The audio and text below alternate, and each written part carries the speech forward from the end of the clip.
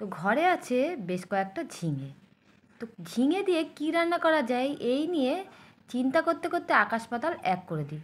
তো বন্ধুরা, কোনো চিন্তা নেই, আজকের আমি আমার এই চ্যানেলে ঝিঙে দিয়ে একটা অসাধারণ নিরামিষ সেই সাবেকি রান্না আপনাদের সঙ্গে শেয়ার করতে চলেছি। তো বন্ধুরা, তার আগে জানাই রেসিপিস অ্যান্ড মোর চ্যানেলে আপনাদের সকলকে স্বাগত। তো বন্ধুরা, আজকের রেসিপিটির নাম হলো ঝিঙের জল বড়া। খেতে কিন্তু অসাধারণ হয় গরম ভাতের সঙ্গে। কিভাবে বানাতে হয় চলুন একবার দেখে নিই। তো রেসিপিটি বানানোর জন্য আমার প্রথমেই লাগছে মটর ডাল। মটর ডালটা আমি 2 ঘন্টা আগে একটু গরম জলে ভিজিয়ে রেখে দিয়েছিলাম। আপনারা চাইলে কিন্তু অনেকটা সময় ধরেও রাখতে পারেন। এবার মটর ডালগুলোকে আমি একটা মিডিয়াম সাইজের মিক্সিং জারের মধ্যে দিয়ে আমি পেস্ট করে নেব। তো মটর ডালগুলোতে আমি কিছু জিনিস অ্যাড করে দেবো। এখানে আমি নিয়ে নিলাম 3টে কাঁচা লঙ্কা, একটু ঝাল ঝাল মতন হবে বড়াটা। দিয়ে দিলাম আদার টুকরো 3-4টে, আর পরিমাণ মতো নুন দিয়ে দিলাম, সামান্য চিনি দিয়ে দেবো, আর অল্প করে একটু হিং দিয়ে দেবো। হিংটা দিলে কিন্তু এই বড়াটি কিন্তু খেতে খুব ভালো লাগবে। এবার এটাকে আমি পেস্ট করে নিচ্ছি ভালো করে। তো ভালো করে পেস্ট করে নিয়েছি বন্ধুরা। এবারে একটা গ্যাসের উপরে আমি একটা কড়াই বসিয়ে দিয়েছি। তো তাতে আমি সামান্য তেল দিয়ে দিচ্ছি। সর্ষের তেলে কিন্তু রান্নাটা হবে, অল্প তেল, এইটুকুনি তেলই রান্নাটা কিন্তু লাগবে। তো তেলটা গরম হয়ে গেলে আমি এর মধ্যে দিয়ে দিচ্ছি 1/2 চামচ মতন কালো জিরে, আর দিয়ে দেবো 2টো শুকনো লঙ্কা। তো কালো জিরে আর শুকনো লঙ্কাটাকে একটু হালকা করে আমি ভাজা ভাজা করে নেব। ভাজা ভাজা মতন হয়ে গেলে লাগছে আমার ঝিঙে। তো ঝিঙেটা আমি ভালো করে টুকরো করে কেটে রেখেছি, আর আলু লাগছে। আলুটা আপনারা চাইলে দেবেন, না চাইলে নাও দিতে পারেন। তো আলুটাকে আমি ওই ফোড়নের মধ্যে দিয়ে ভালো করে নাড়াচাড়া করে ভেজে নিচ্ছি। হালকা করেই ভাজবো, খুব একটা বেশি ভাজবো না। আলুটাকে সুন্দর করে একটু ভেজে নিচ্ছি। আমি ঝিঙে আর আলু দিয়েই রান্নাটা করছি। শুধু ঝিঙে দিয়েও রান্না করা যায়। এবার আমি আলুগুলো ভাজা হয়ে গেছে, আমি ঝিঙেটা দিয়ে দিলাম। তো ঝিঙেগুলোকে দেওয়ার পরে বেশ ভালো করে নেড়ে চেড়ে নিচ্ছি সুন্দর করে। 5 থেকে 6 মিনিট মতন এইভাবে নেড়ে চেড়ে রান্নাটাকে করতে হবে। আর এই সময় আমি দিয়ে দেবো নুন। পরিমাণ মতো নুনটা এই সময় দিতে হবে, তাহলে ঝিঙেটা থেকে খুব তাড়াতাড়ি জলটা ছাড়বে। তো ঝিঙের জলেই কিন্তু রান্নাটা হবে, তাই এই রান্নাটার নাম হচ্ছে ঝিঙের জল বড়া। আর দিয়ে দিচ্ছি অল্প সামান্য একটু হলুদ।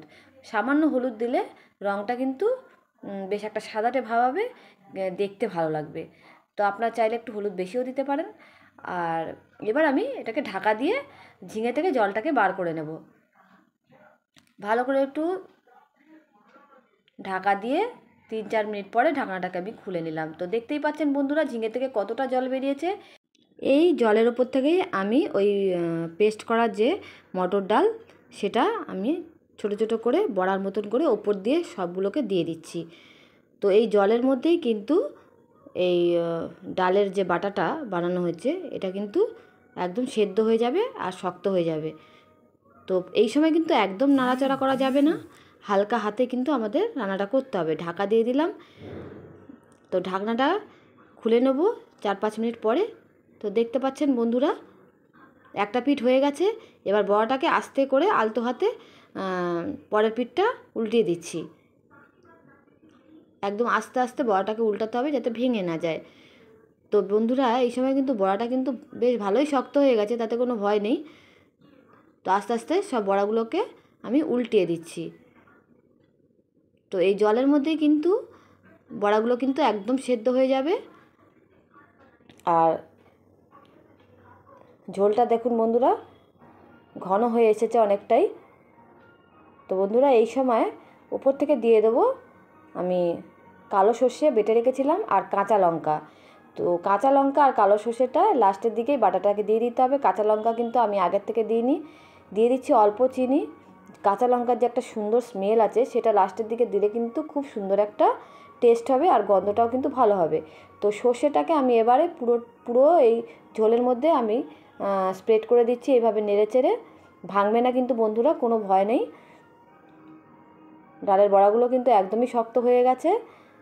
তো দেখতেই পাচ্ছেন বন্ধুরা, কত সুন্দরভাবে ঝিঙের জল বড়া রেডি হয়ে গেল। আমি কিন্তু জল একদমই বলতে গেলে মেশাইনি। ওই সর্ষে বাটির মধ্যে অল্প একটু জল যেটুকুনি ছিল সেটাই দিয়েছি। তো বন্ধুরা বাড়িতে আপনারা এইভাবেই ঝিঙের জল বড়া বানিয়ে অবশ্যই খেয়ে দেখবেন। দুর্দান্ত স্বাদের লাগে গরম ভাতের সঙ্গে খেতে। এটা একটা অনেক দিন পুরনো দিনের আগেকার রেসিপি আমি বানালাম। ভালো লাগলে কমেন্ট করে অবশ্যই জানাবেন যে কেমন লাগলো, আর লাইক করে দেবেন বন্ধুরা, আর শেয়ার করে দেবেন, আর আমার চ্যানেলটিকে আপনারা অবশ্যই সাবস্ক্রাইব করে দেবেন। তো দেখা হচ্ছে বন্ধুরা আবার নেক্সট কোনো ভিডিওতে।